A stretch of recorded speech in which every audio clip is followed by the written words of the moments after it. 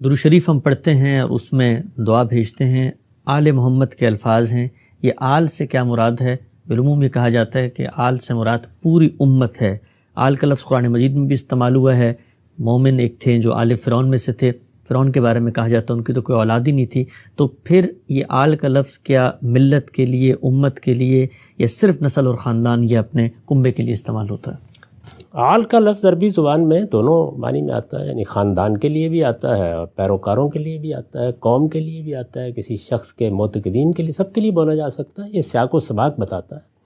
چنانچہ میرے نزدیک یہ جو ہم دعا کرتے ہیں رسالت مآب صلی اللہ علیہ وسلم کے لیے، اللہم صلی علی محمد، اس میں آل کا لفظ آپ کے خاندان کے لیے ہی ہے. ظاہر ہے کہ جب آپ کسی کے لیے خیر کی دعا کرتے ہیں تو اس وقت آپ یہی چاہتے ہیں اور یہی کرتے بھی ہیں کہ بھئی آپ پہ بھی اللہ رحم کرے، آپ کے بیوی بچوں پر بھی رحم کرے، آپ کے اہل خاندان پر بھی رحم کرے. تو یہ سیاق و سباق متعین کرتا ہے.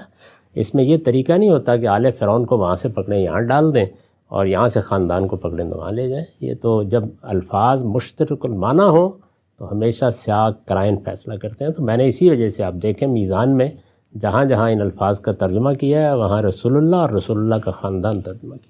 تو یہ درود شریف کے اندر کیا قرینہ موجود ہے کہ آل سے مراد خاندان؟ اس لیے کہ دعا کے موقع کے اوپر آپ باقیوں کی طرف کیسے جاتے ہیں؟ میں نے تو آج تک کسی کو جاتے ہوئے دیکھا. آپ مجھے دعا کریں گے تو ایسے ہی کریں گے نا. یہ بالکل واضح قرینہ ہے، اس لیے میں تو اسی کو ترجیح دیتا ہوں.